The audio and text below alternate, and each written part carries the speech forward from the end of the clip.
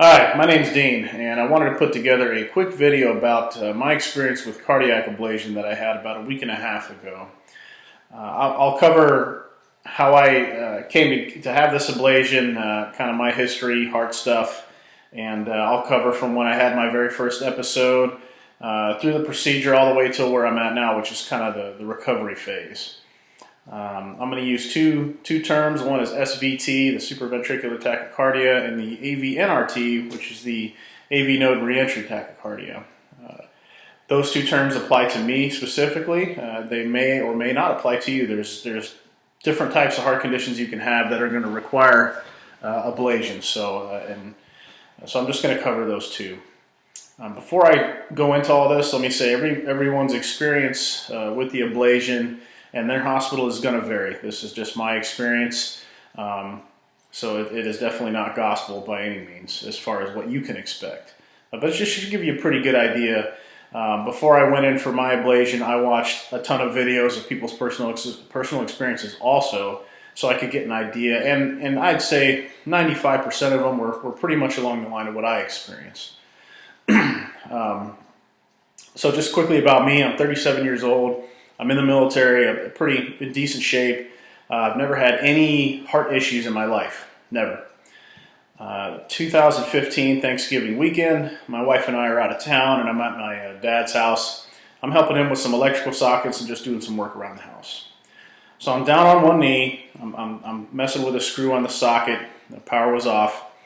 And I get up to go get a tool, and I get up pretty quickly to go across the room and get a tool, and just like that, my heart just jumped what seemed out of my chest.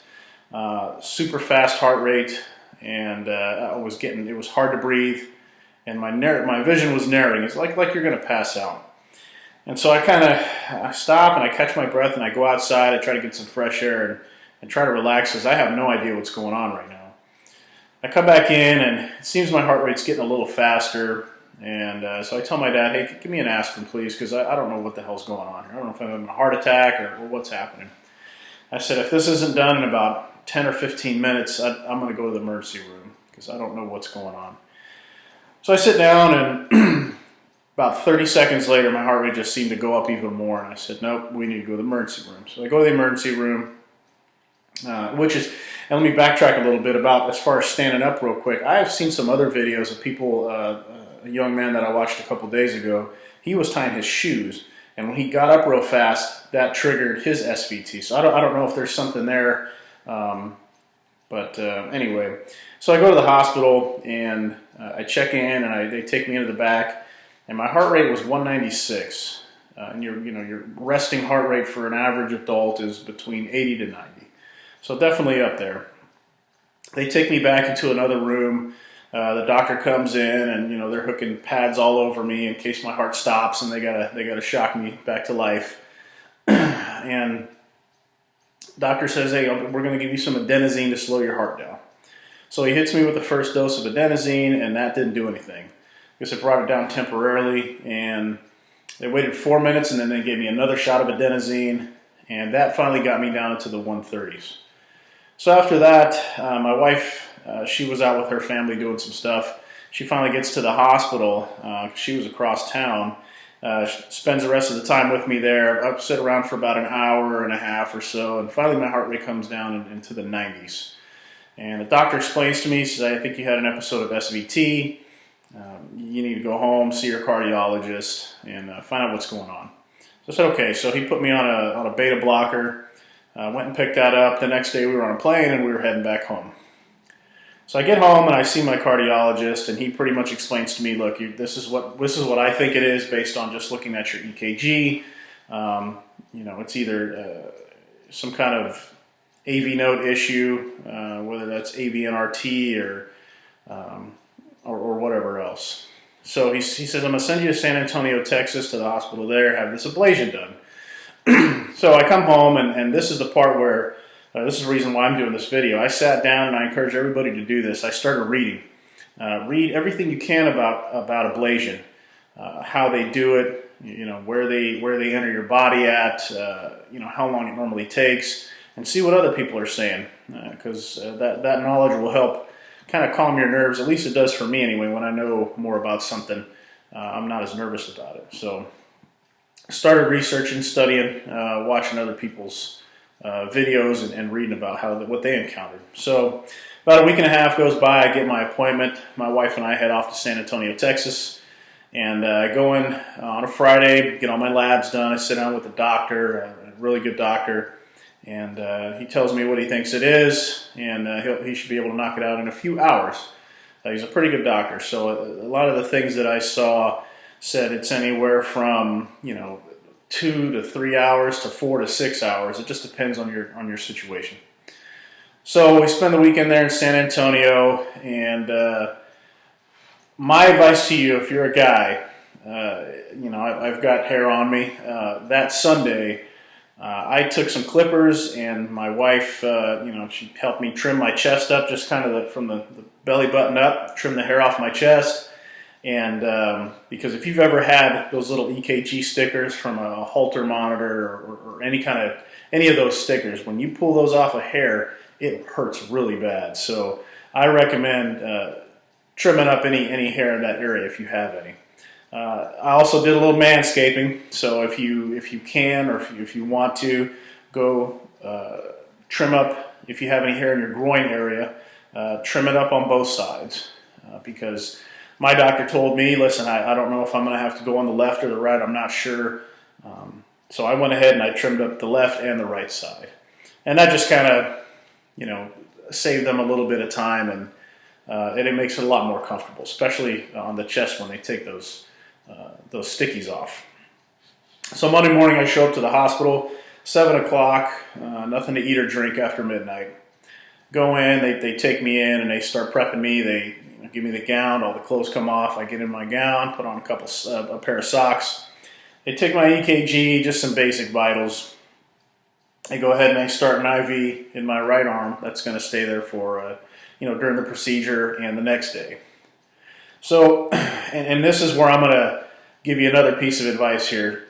I'm one of those people that like to know what's going on. If I'm having a medical procedure done, I really like to know what's happening. And I know some other people that they prefer that it be told them everything that's going on. Listen, I'm going to give you an IV. Now we're going to do this. Now we're going to do that. And that's totally okay.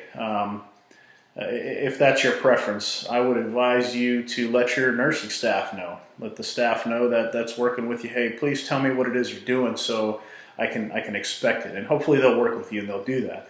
Because it wasn't so much what happened in my case. So anyway, they get me started, and they wheel me back to the procedure room. I tell them, hey, can I get up and use a restroom real quick? Went and peed real fast, which actually kind of worked in my favor because I didn't have to get a catheter. Not a fan of catheters, and they said it's only going to be a few hours. So I went and went to the restroom, came back in. The room that they took me in was pretty cold. It was a pretty cold room. And that pretty hard bed that they move you onto, and actually it's almost like a table. Now the table that I had like an air mattress on it, really soft air mattress with little holes in it, and they were pushing hot air through that mattress, and that hot air was coming up through those holes to kind of keep you a little bit warm. Get up on the table, they start putting pads all on your back, and I think they put about 2 big pads on my back. I imagine those were some shocking pads in case they needed to shock me for any reason. Those were ice cold.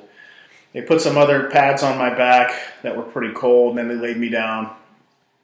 And I actually had them turn that heating blanket down. So if you get a heating blanket, if it's too hot for you, or maybe if you're a little too cold, they can adjust that temperature. So I asked them to turn that thing all the way down because I like to stay cool. So they went ahead and turned it down for me. Put more EKG pads, or whatever you want to call them, on my chest, my arms, inside of my thighs, on my stomach. They had them on my ankles. They just seemed to be everywhere. Wires going everywhere. After that, they took these plastic, almost like half pipes, and they put them underneath the bed on the sides. They put gauze around my wrists, and they tied my arms down into these pipes, so I wouldn't move. And this is again the part where I knew it was coming, so it didn't really bother me. But maybe some folks, they can't handle that, or maybe that's just a little too much for them. So again, ask your nursing staff to let you know what's going on if that's going to be bothersome for you.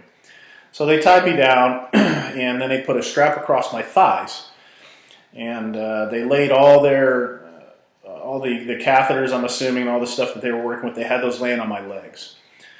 Nurse came in, she prepped my groin area, and all she did, and she didn't even hit it with a razor. She just had a pair of clippers. She just trimmed a little more than I did. She just kind of trimmed a little wider area, a little further down my leg and a little more out towards the outside of my body. Covered the entire time, was never exposed, so no issues there. Doctor came in, or actually, excuse me, the nurse left, which was really weird. Everybody left, and I'm just kind of laying there on my own looking around, and they had a big screen TV right there to my left that has all the heart rate and all their mapping software going on for the doctor, and then an x-ray machine on my right. So everybody left the room, and I was told they were going to go just go over my information real quick, make sure that everybody's on the same page as to what it is they're doing. A couple minutes later, everybody comes back in.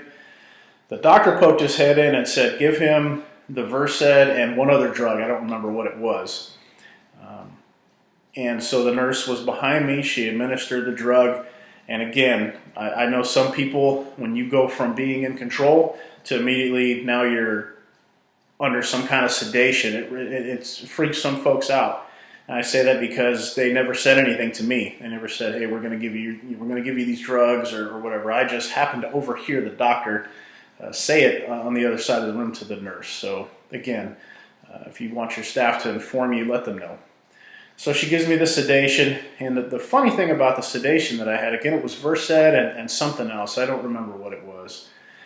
It only took about 30 seconds, and it was almost kind of like you're in a half sleep. But if I really wanted to, I could focus on something. I could pick my head up and look at something and analyze it and focus it. And I know that because during my procedure, for some reason, I wanted to know what was going on. So I lifted my head up off the table and I looked at the screen that was to my left, and the doctor said, "Put your head down, there's nothing for you to see." And because I was looking at the screen. So I put my head down and I went ahead and just relaxed and let him do his thing. So during the procedure, I was told that they introduce adrenaline into the heart, at least in my case, to try to get it to go back into that SVT state, and then they find the pathways and whatever it is that they do.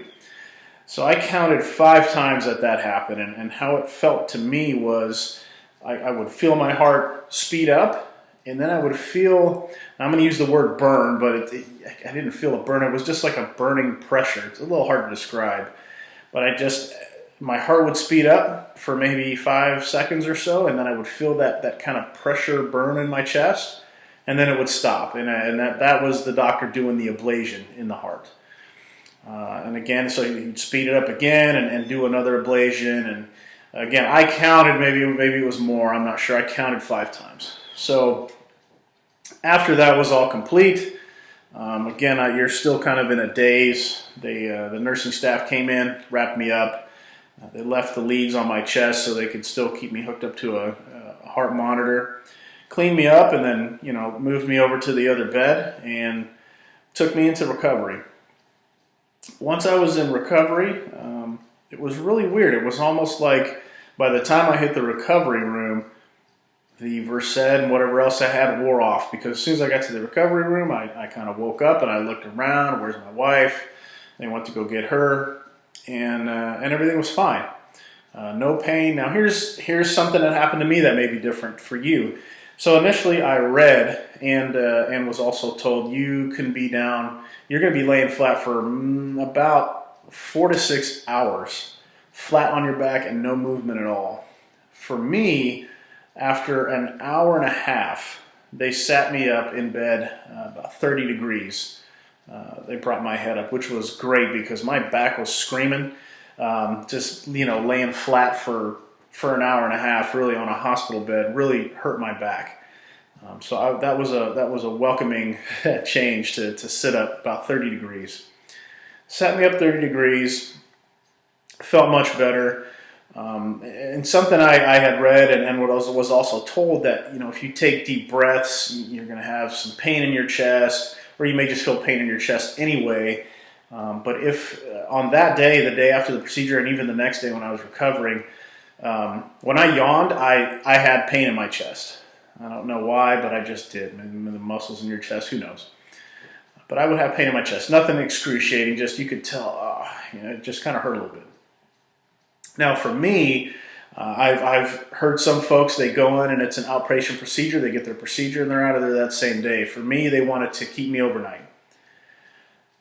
I'm in recovery, eating hospital food, everything's fine. Turns out he just went into the right side of my groin, or on my right groin rather. Had a small, about a 1 inch by 2 inch gauze pad that was covered by a big see-through bandage. No bleeding. I didn't have any pain or any of that. And I'm sorry. Let me back up a little bit. When the doctor came in and he numbed my groin, you felt just a kind of a little pinch, and then some pressure, and then I felt another pinch and a little bit of pressure as he was introducing that needle into my groin, and then that was it. I didn't feel anything after that, so really no big deal there. Went through recovery, no issues. Stayed hooked up to the heart monitor all night long.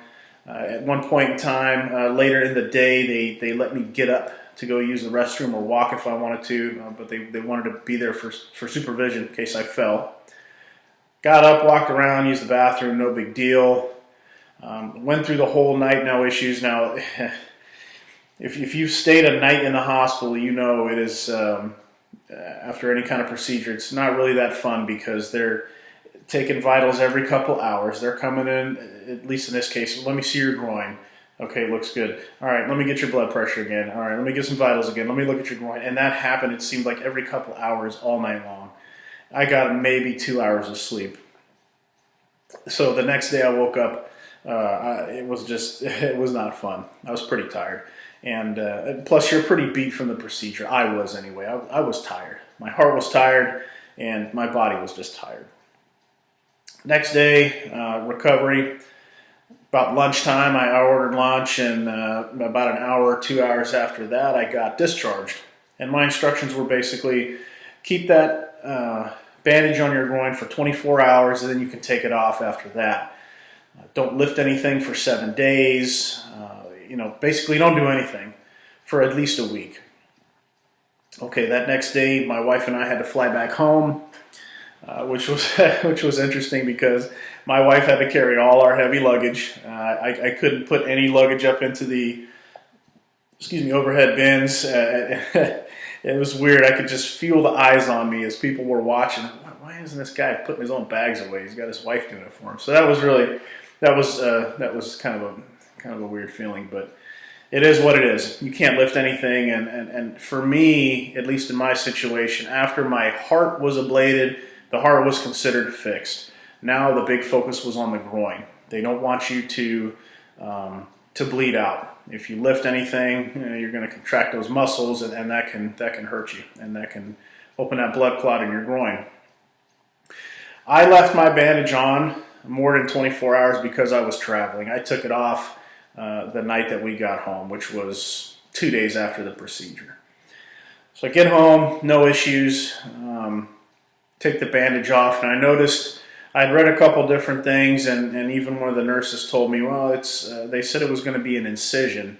I did not have an incision. I had 3 puncture holes on my right groin, and they were not big. I mean, a 1/16 of an inch wide, if that. So it was clean, no problems. I did have a little bit of bruising there, and it was pretty sore. Now for me, I'd read, you're going to have some soreness for a couple days after. Well, I had to walk through the airport, all over the place to catch connecting flights 2 days after my procedure. So I was pretty sore by the time I got home. That next day, I was done. By the day after we got home, everything was hurting. My groin was sore. It was just radiating down my leg and into some other spots. I was pretty sore. I was down for 4 days. I mean, in the bed or on the couch, not doing anything for 4 days, which was kind of freaking me out a little bit because everything I'd read said, oh, you're going to be up moving around after a day or two. But again, everybody's situation is different. My situation, I was tromping all over the airport trying to get on a plane. So it kind of extended my recovery. Right now, I'm 9 days after the procedure, post-procedure. As far as my groin, I've got some bruising. I've got a bruise that goes about 3 inches wide, 3 inches long and about 1 inch wide. Other than that, it's just soreness. It's now moved from pain to soreness over since I've had the procedure done. I'm able to walk with no issues really now. I was taking Tylenol and even some Motrin at some point to try to keep the pain down. But now I'm not having to take anything, which is great because I'm not a huge fan of popping pills. So that's kind of where I'm at right now. And my follow-up with my cardiologist today went good.